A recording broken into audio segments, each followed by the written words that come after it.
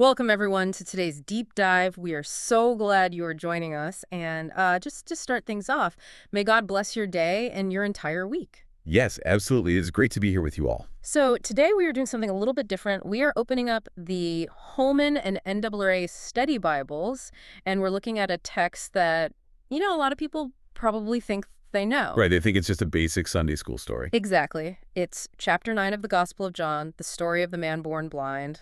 But our mission today is to go way past just a simple reading of a famous miracle. Yeah, because when you actually read the historical and cultural notes in these study Bibles, it is wild. I mean, we're talking ancient Jewish philosophy, verifiable modern archaeology, and basically a high-stakes legal showdown. Yeah, a total courtroom drama. Okay, let's unpack this. We have to start with what is basically the inciting incident, right? Right. So Jesus and his disciples are just walking down the street, and they see this guy who has been blind since birth. And the disciples' reaction is just, it's so weird to modern ears. Oh, it really is. They don't say, oh, how sad, or can we help him? They literally point at him and ask, who sinned, this man or his parents, that he was born blind? Like, what? Yeah. What's fascinating here is that you really have to understand the cultural baseline of the ancient Near East to get why they'd even ask that. Because to us, it just sounds incredibly harsh. Totally.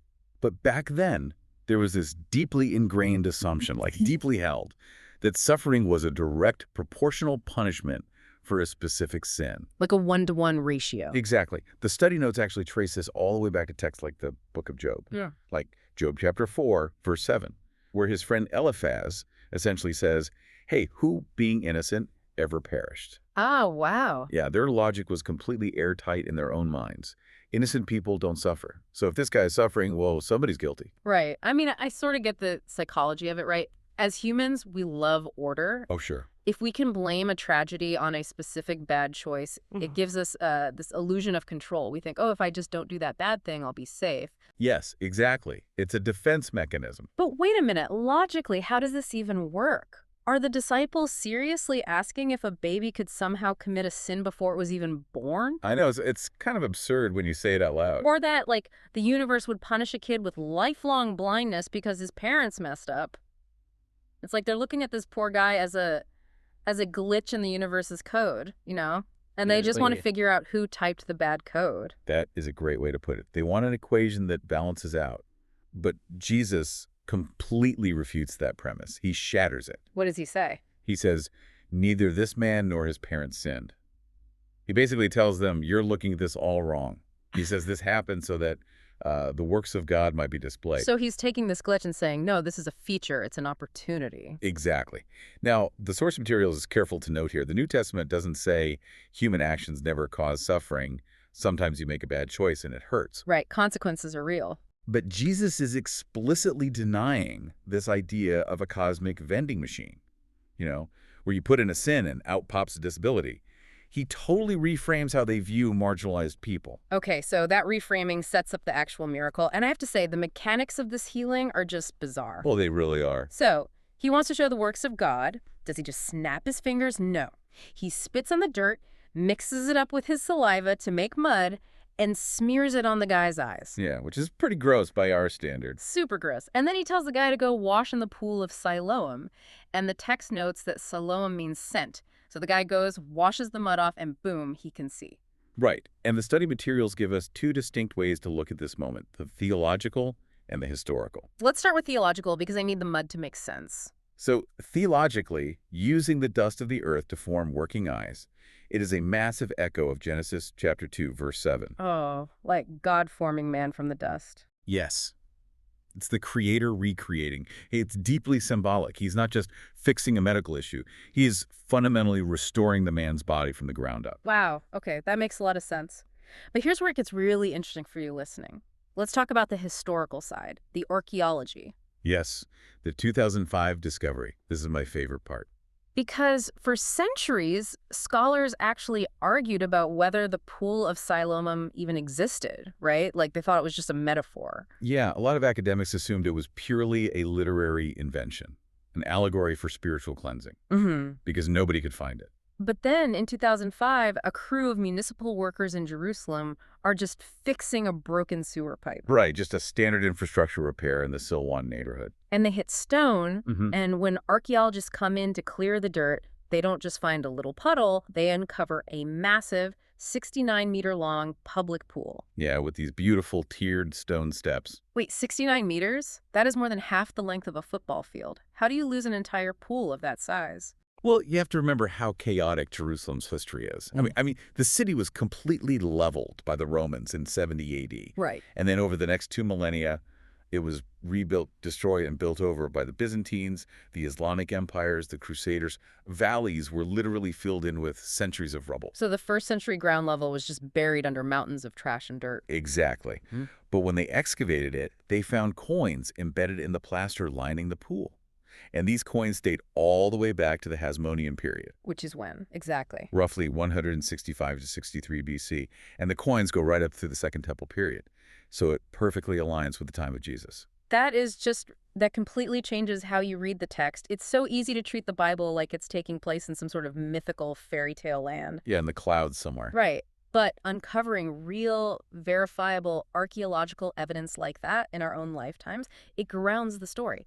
A real guy walked down real stone steps that you can go look at today, washed real mud off his face, and saw the sky for the first time. It's incredible, And you would think a miracle like that would start a massive party in the city. you would think. But no. Instead, it causes a complete legal and bureaucratic meltdown. Yep.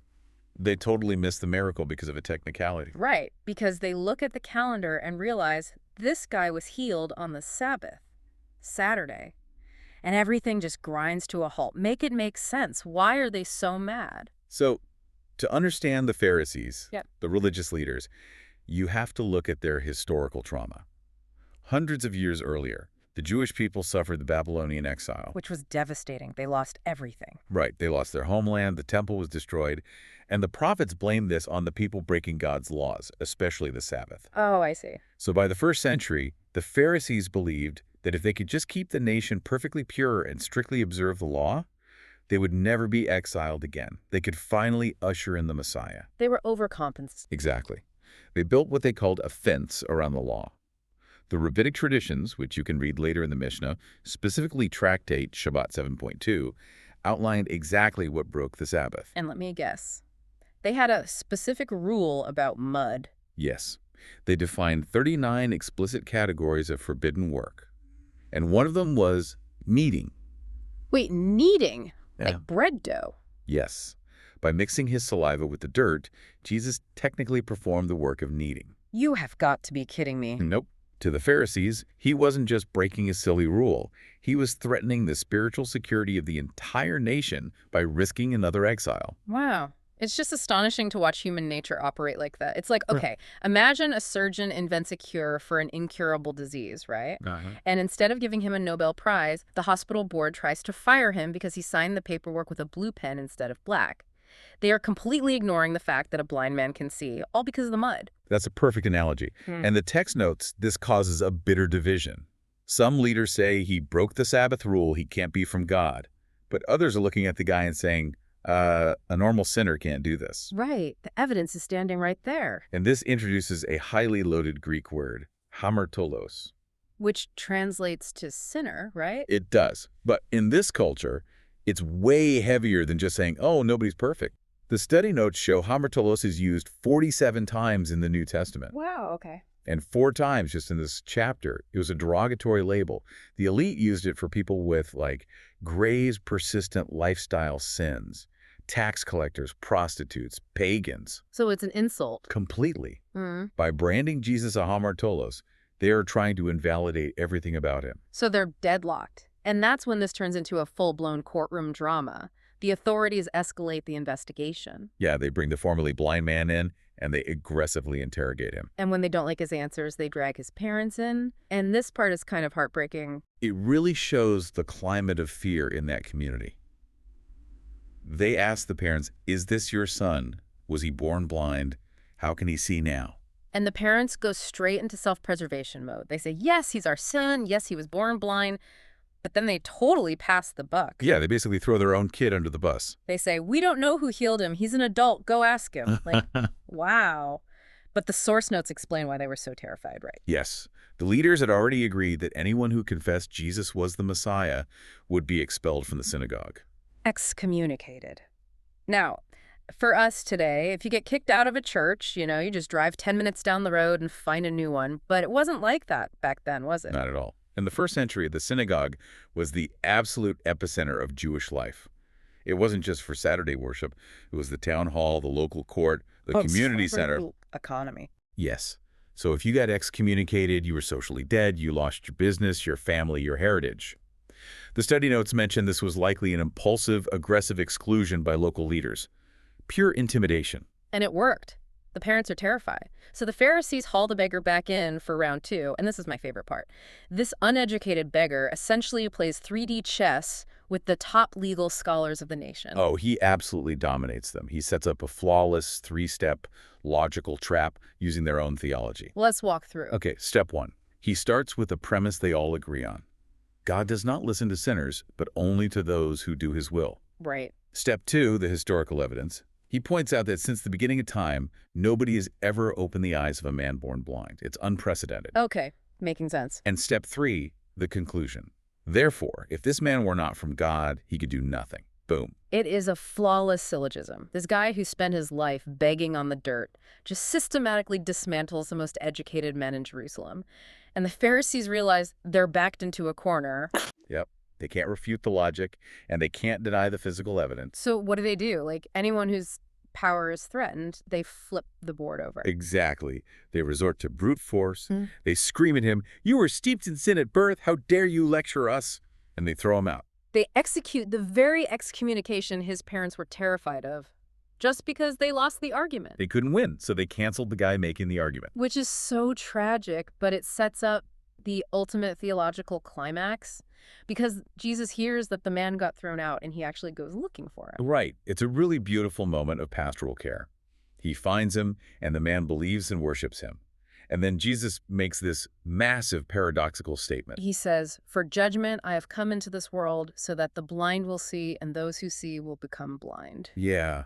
And some Pharisees overhear this and they get super offended. They ask, "Are we blind too?"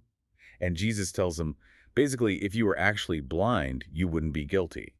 But because you claim you can see, your guilt remains. To really understand how heavy that is, the study notes bring in the I am statements, right? Yes. Throughout the Gospel of John, Jesus makes 7 of these huge metaphorical declarations, like, "I am the bread of life," or "I am the good shepherd." Right. Well, in chapters 8 and 9, he says, "I am the light of the world."